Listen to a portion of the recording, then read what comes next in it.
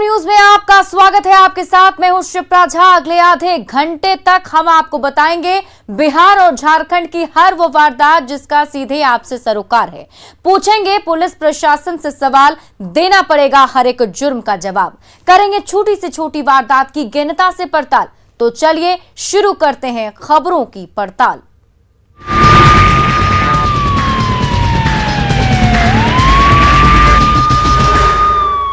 JDU के पूर्व विधायक रामबालक सिंह और उनके भाई लाल बाबू सिंह के खिलाफ आज समस्तीपुर कोर्ट ने फैसला सुना दिया है। कोर्ट ने 5 साल की सजा सुनाई है, साथ ही 15,000 रुपए का जुर्माना भी लगाया है। दोनों आर्म्स एक्ट मामले में दोषी करार दिए गए हैं। पूर्व विधायक के खिलाफ 2000 में केस दर्ज किया गया था। पूर्व विधायक रामबालक सिंह और उनके भाई लाल बाबू सिंह पर 4 जून 2000 में सीपीएम के नेता ललन सिंह पर जानलेवा हमले का आरोप है। Samastipur ADG 3 MP MLA court ने 10 सितंबर को पूर्व विधायक और उनके भाई को दोषी करार दिया था। आज कोर्ट ने सजा का ऐलान भी कर दिया है। रामबालक सिंह समस्तीपुर के विभूतिपुर विधानसभा क्षेत्र के पूर्व विधायक हैं। साल 2020 के विधानसभा चुनाव में वे चुनाव हार गए थे। आपको बता दें कि इस मामले में पुलिस की ओर से चार्जशीट दाखिल होने के बाद 17 जनवरी 2012 को कोर्ट ने रामबालक सिंह और लाल बाबू सिंह पर चार्ज फ्रेम किए। उसके बाद अलग अलग तारीखों पर सुनवाई की वजह से मामला खींचता चला गया। 21 सालों तक चली लंबी बहस और सुनवाई के बाद कोर्ट ने शुक्रवार को दोनों को दोषी पाया और कोर्ट ने उन्हें आईपीसी की धारा 324 और आर्म्स एक्ट की धारा 27 के तहत दोषी पाते हुए 5 साल की सजा सुनाई है। और इस खबर पर अधिक जानकारी के साथ हमारे सहयोगी मुकेश हमारे साथ जुड़े हुए हैं। मुकेश, 5 साल की सजा सुना दी गई है। पीड़ित पक्ष का क्या कुछ कहना है? क्या जो फैसला आया है उससे वो अभी ठीक है या फिर आगे भी इसके विरोध में याचिका कहीं और अपर कोर्ट में जा सकते हैं? जी चित्रा, इस पूरे मामले में न्यायालय का फैसला आने के बाद जो पीड़ित पक्ष है, खुद जो ललन सिंह है उनसे हमारी बातचीत हुई। उनके द्वारा ये बताया गया कि न्यायालय के फैसले से वो संतुष्ट है। लेकिन उनके द्वारा ये भी कहा गया जो रामबालक सिंह अगर इस मामले को लेकर के हाईकोर्ट में जाते हैं तो वहां भी इस लड़ाई को ये लड़ेंगे। और वहीं रामबालक सिंह के वकील ने इस फैसले पर न्यायालय का सम्मान की बात कही और हाईकोर्ट में जाने की बात कही है। बता दें चित्रा की आज जो फैसला आया है, 21 साल बाद ये फैसला आया है और पूर्व विधायक रामबालक सिंह और उनके भाई लाल बाबू सिंह जो शिक्षक है उनको आर्म्स एक्ट मामले में 5 साल की सजा हुई है और धारा 324 मामले में 3 साल की सजा हुई है। 323 धारा में 1 साल की सजा सुनाई गई है। 341 धारा में 1 महीने की सजा और 15,000 रुपए अर्थदंड सुनाई गई और जो भी सजा है वो सभी सजा एक साथ चलेंगे। तो ये न्यायालय के फैसला आने के बाद बड़ी संख्या में समर्थक यहाँ पर जुटे थे जेडीयू के, जिनको उम्मीद थी कि न्यायालय के द्वारा कम से कम सजा सुनाई जाएगी और यहीं पर बेल की प्रक्रिया पूरी करके वो बेल ले लेंगे। लेकिन उनके समर्थकों को निराशा हाथ लगी, जिसके बाद समर्थक काफी निराश हो गए। वहीं जो पीड़ित पक्ष थे तो उनमें काफी गुस्सा था, वो न्यायालय के फैसले से संतुष्ट दिख रहे थे। जी शिप्रा, बहुत बहुत शुक्रिया मुकेश तमाम जानकारी के लिए।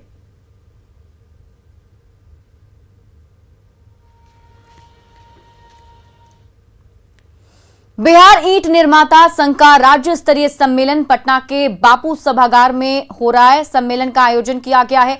डिप्टी सीएम समेत कई मंत्री इसमें शामिल हुए हैं। एवं हमारे पर्यावरण के माननीय मंत्री नीरज कुमार बबलू जी का मैं बिहार ईंट निर्माता संघ आप समस्त ईंट निर्माताओं के तरफ से उनका हार्दिक हार्दिक अभिनंदन करते हैं। मैं माननीय विधायक देवेश कांत जी एवं माननीय विधायक राजकुमार जी का हार्दिक हार्दिक अभिनंदन करता हूँ। बिहार सरकार एवं प्रदूषण नियंत्रण बोर्ड, बिहार ईंट निर्माता संघ के सहयोग से पूरे भारतवर्ष में 90% से ऊपर भट्ठे स्वच्छता तकनीक में परिवर्तित हुए हैं। यदि बिहार सरकार इसे अंतर्राष्ट्रीय एवं राष्ट्रीय स्तर पर इसका श्रेय ले सकती है, जिससे बिहार ईंट निर्माता संघ का मनोबल ऊंचा होगा। परंतु स्वच्छता तकनीक में भट्ठे को परिवर्तित करने से ईंट निर्माताओं की कार्यशील पूंजी जाती रही। इसके ठीक बाद कोरोना काल में ईंट की बिक्री नहीं होने के कारण पूंजी की कमी होती गई। तत्पश्चात सरकारी योजनाओं में लाल ईंट का प्रतिबंध और लाल बालू की कमी, इसकी उच्च मूल्य ग्राहकों की आर्थिक भाव से ईंट निर्माताओं की ईंट बिक्री नहीं होने से साहूकारों का ऋण का बोझ जिंदगी जीने पर विवश कर दे रही है।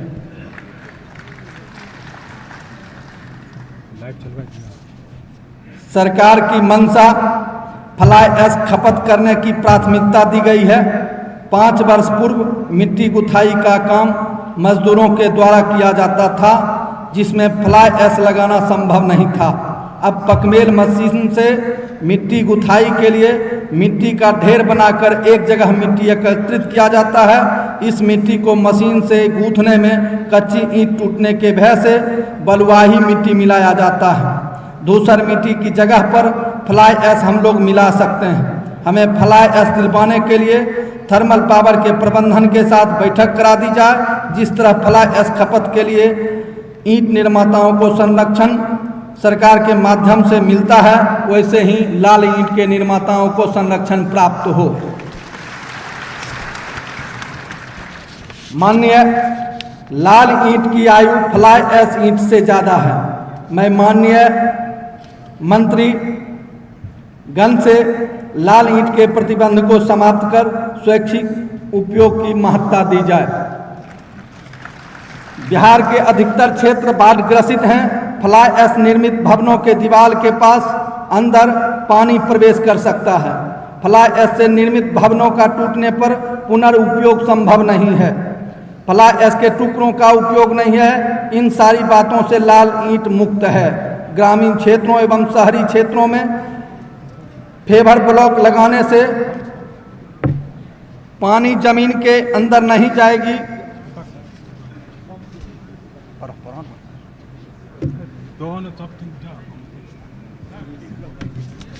फ्लाई ऐश जिससे ग्रामीण क्षेत्रों में प्रेशर ब्लॉक लगाने से पानी अंदर नहीं जाएगी।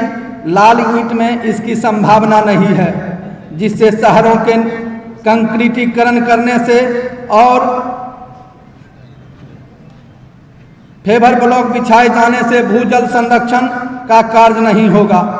फ्लाई ऐश निर्मित आयु कम होने से डंप होने की संभावना से पॉलीथीन की तरह बिहार में इसके प्रदूषण की समस्या बढ़ जाएगी। जल प्लावित क्षेत्र में जल जीवन हरियाली योजना के माध्यम से कृषि सीजन कृषि कार्य से वंचित भूमि के मिट्टी का उपयोग ईंट निर्माताओं को दिया जाए। इससे भूजल संरक्षण के साथ साथ सरकारी राजस्व की भी बचत होगी। नदियों के बहाव से उत्पन्न गाद, नहर उराही, शहरों से उत्पन्न कचरा, सरकारी योजनाओं में समावेश का मिट्टी का उपयोग ईंट निर्माताओं को कुछ शर्तों के साथ उपलब्ध कराई जा सकती है, जिससे बिहार ईंट निर्माता संघ को सरकार को सहयोग करने के लिए हम लोग वचनबद्ध होंगे। यदि सोलर सिस्टम की उपलब्धता पर सरकारी सब्सिडी दी जाए तब भट्ठे में बिजली खपत के बाद शेष बिजली सरकार को हम लोग उपलब्ध करा सकते हैं। माननीय मंत्री महोदय, माइनिंग विभाग के द्वारा मिट्टी खनन के लिए जो परमिट ऑनलाइन दी जा रही है, उसकी व्यवस्था करने के लिए बिहार ईंट निर्माता संघ माननीय मंत्री महोदय का धन्यवाद ज्ञापित करती है। साथ ही साथ मांग करती है कि ऑनलाइन सिस्टम को सरल कर ईंट निर्माताओं को इस प्रक्रिया में आवेदन करने के पश्चात निश्चित समय सीमा 15 दिनों के अंदर मिट्टी खनन का परमिट देने की व्यवस्था की जिम्मेदारी जिला खनन पदाधिकारी को दी जाए। माननीय उच्च न्यायालय के आदेशानुसार माइनिंग टैक्स में बालू का टैक्स समाहित है। बिहार के बहुत जिलों में उजला बालू का अभिकर्ता नियुक्त नहीं है। उन जिलों में भट्ठा पर बालू का स्टॉक थोड़े रहने पर भी जिला पदाधिकारी के द्वारा आपराधिक मुकदमे दर्ज किए जाते हैं। कच्ची ईंट के निर्माण में उजला बालू का उपयोग होना अनिवार्य है। मैं इस प्रकरण में जब बक्सर में हम लोग के ऊपर FIR हुआ, माननीय हमारे उप मुख्यमंत्री महोदय ने जिला समाहर्ता को संबोधित करते हुए कहा कि इन लोगों को बालू के ऊपर जो FIR किए हैं उनको स्थिर किया जाए। सर, यह पूरे बिहार के लिए व्यवस्था बना दी जाए। इसके लिए बिहार ईंट निर्माता संघ आपका बहुत बहुत धन्यवाद ज्ञापित करेगी। बालू अभिकर्ता न होने पर माइनिंग टैक्स देने के बाद ईंट निर्माताओं को दोषी न मानते हुए इसकी बालू उपलब्धता की वैकल्पिक व्यवस्था का उपाय निकाला जाए। श्रीमान, बालू का टैक्स माइनिंग टैक्स में समाहित होने से बालू अभिकर्ता से ईंट निर्माताओं का जो चालान हम लोग लेते हैं, उसका टैक्स अदा करते हैं, उस माइनिंग बालू चालान का टैक्स जो है उसको माइनिंग टैक्स में समाहित करने की कृपा की जाए। प्रदूषण नियंत्रण बोर्ड की तरफ से कोल जांच यूनिट की स्थापना के लिए जो फंड अग्रसारित की गई है, न कोयले की जांच व्यवस्था पर कोई प्रगति दिख रही है। प्रदूषण नियंत्रण के हितार्थ कोयला जांच केंद्र की स्थापना प्रमंडलीय स्तर पर की जाए, जिस मशीन का यूनिट मूल्य लगभग 4 लाख के आसपास है। हाल के समय में अपराधियों का सॉफ्ट टारगेट ईंट निर्माता हो रहे हैं। उनके भट्ठा स्थल पर मजदूरों की सुरक्षा हेतु मोबाइलिंग पुलिस के द्वारा की जाए एवं ईंट निर्माताओं के जान माल की सुरक्षा हेतु उचित प्रक्रिया अपनाई जाए। ईंट निर्माण में लगे मजदूरों को तकनीक, प्रशिक्षण, ईंट पकाई एवं ईंट लोडिंग एवं प्रबंधन के प्रशिक्षण देने की व्यवस्था की जाए। अब बालू अभिकर्ता न होने पर माइनिंग टैक्स देने के बाद ईंट निर्माताओं को न दोषी मानते हुए इसके वैकल्पिक व्यवस्था का उपाय निकाला जाए।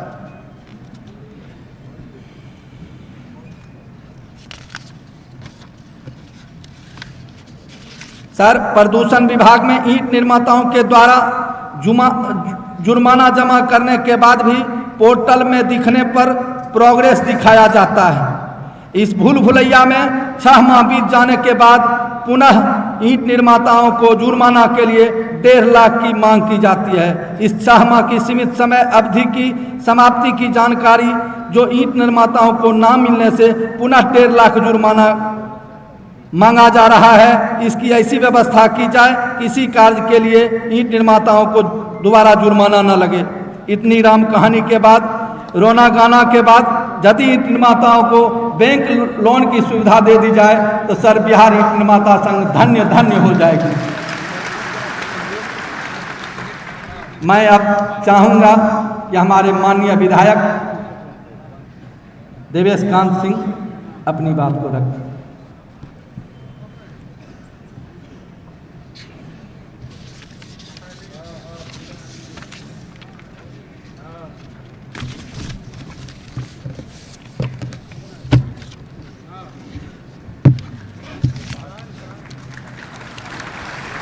बिहार ईंट निर्माता। पटना में जन अधिकार पार्टी के युवा प्रदेश अध्यक्ष और होटल मालिक आनंद सिंह उर्फ डब्बू सिंह को अपराधियों ने गोली मारी। घटना पाटलिपुत्र कॉलोनी की है, जहां उनके घर के पास ही अपराधियों ने गोली मार दी। आनंद सिंह को इलाज के लिए निजी अस्पताल में भर्ती कराया गया है, जहां उनकी हालत नाजुक बताई जा रही है। बताया जा रहा है कि आपसी विवाद में आनंद सिंह को गोली मारी गई है। क्या दादी अपने पोते का कत्ल कर सकती है? तो जवाब होगा हां। आपको विश्वास नहीं होगा, लेकिन हकीकत यही है। देखिए इस रिपोर्ट में दादी क्यों बनी कातिल। दादी ने पोते का किया कत्ल, घरेलू विवाद बना मासूम के लिए काल, तालाब में मिली बच्चे की लाश।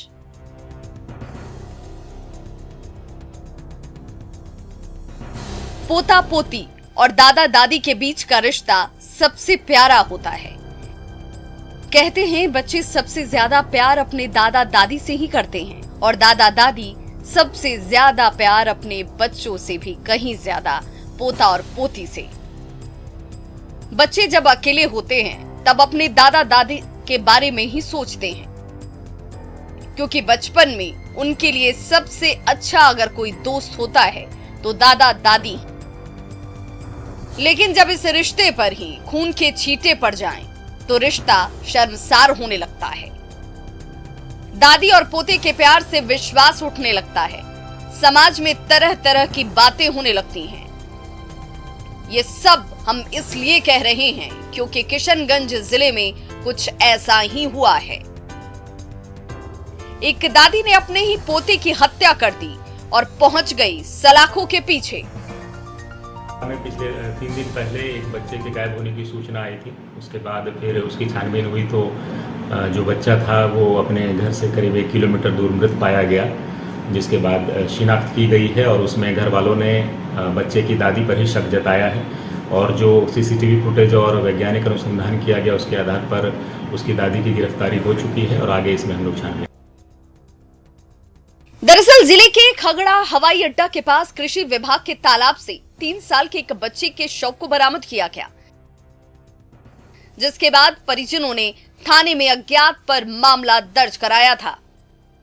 तब बच्चे के दादा को ये पता भी नहीं था कि उसके पोते का कातिल कोई बाहरी नहीं बल्कि उसकी खुद की दादी ही है। एफआईआर दर्ज होने के बाद पुलिस ने तफ्तीश शुरू कर दी।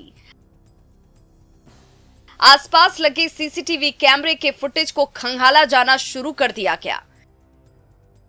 इसी दौरान पुलिस को एक ऐसी तस्वीर मिली जिसे देखकर पुलिस वालों के होश ठिकाने आ गए। वो तस्वीर यही है जो आपके टीवी स्क्रीन पर इस वक्त नजर आ रही है। तस्वीरों में आप देख सकते हैं कि 6 सितंबर की सुबह 6:27 पर एक महिला 2 बच्चों के साथ दुकान का शटर बंद कर रही है। कुछ देर तक वो सड़क के किनारे बच्चों को लेकर खड़ी रही। महिला से कुछ दूरी पर एक और शख्स आपको खड़ा नजर आ रहा होगा, जो महिला को देख रहा है। ऐसा लग रहा है कि वो इसको जानने वाला है। उसके बाद से ही बच्चा गायब हो गया और तालाब में शव की बरामदगी हुई। पुलिस ने इसी सीसीटीवी फुटेज के आधार पर जांच बढ़ाई और सीधे कातिल तक जा पहुंची। कातिल दादी को गिरफ्तार कर सलाखों के पीछे पहुंचा दिया। सीसीटीवी फुटेज में दिख रही महिला मृतक बच्चे की दादी है, जिसके साथ आखिरी बार बच्चे को देखा गया। अब बच्चे के दादा भी इंसाफ की मांग कर रहे हैं। लगभग 6 से 7 के बीच में ये मामला है। तो फिर बच्चा घर में नहीं लौटा तो आप लोग खोजबीन शुरू किया? नहीं, फिर बहुत खोजे। सुबह 6 बजे मिला, सब मिला तालाब में। क्या लग रहा है आप लोगों को, क्या आशंका है? ये डूब के नहीं मारा है, इसमें कोई मार के फेंका। किसी से दुश्मनी कुछ नहीं? कोई दुश्मनी नहीं है हमको, हमारा तो कोई दुश्मनी नहीं है। कातिल दादी से पुलिस ने जब सख्ती से पूछताछ की तो दादी ने अपना गुनाह कबूल कर लिया है। लेकिन जरा सोचिए, कोई दादी कैसे अपने पोते का कत्ल कर सकती है, जो अपने पोते से बेहद प्यार करती हो।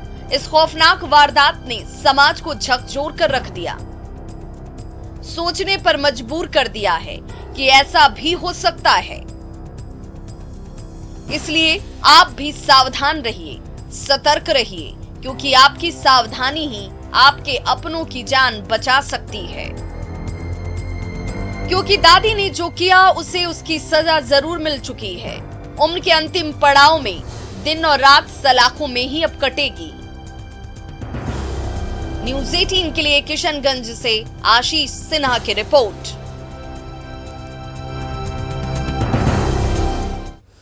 खबर सिवान से है, जहां बंद पड़े घर में चोरों ने जमकर तांडव मचाया। घर बंद करके बीमारी का इलाज करने घर के सभी सदस्य दिल्ली गए थे, तभी खाली पाकर चोरों ने घर में घुसकर करीब 10 लाख रुपए के सामान की चोरी की।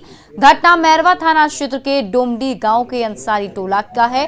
पीड़ित अशोक कुमार सिंह ने बताया कि रक्षाबंधन के समय दिल्ली गए हुए थे। वहां उनके पिता की तबीयत खराब होने की वजह से वहीं रुक गए थे।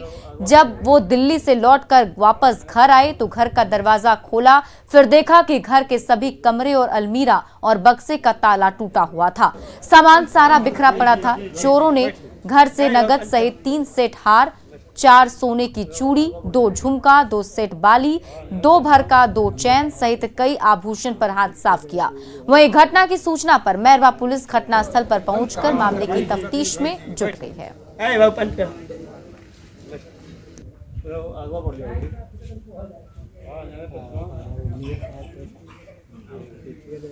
और क्राइम न्यूज के इस बुलेटिन में अभी के लिए बस इतना ही, लेकिन न्यूज 18 बिहार झारखंड पर खबरों का सिलसिला लगातार जारी है।